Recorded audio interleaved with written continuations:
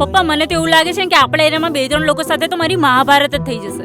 તારી નજર પડે એટલે કે તારા બાપનું પાર્કિંગ નથી થઈ જતું. કાબર છે ને માળો બનાવે તો સારી લાગે, આ માળી બનતી નહીં. એ હેસિયત છે મારી દુકાન ખરીદવાની? હા ફ્રેન્ડ્સ, તે જો મારો સાથ છોડી દીધો ને તો મને નથી ખબર કે હું શું કરીશ.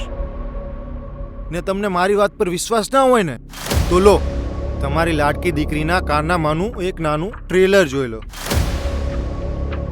તે કેવલને સ્વીકારશે તેની પોસિબિલિટી બહુ ઓછી છે.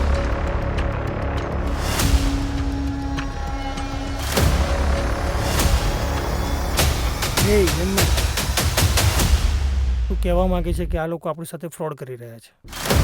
3 જીન 150 કરોડ બરાબર છે ને? સર એ કે તું મારા પપ્પાથી માફી માંગીશ કે નહીં? ના,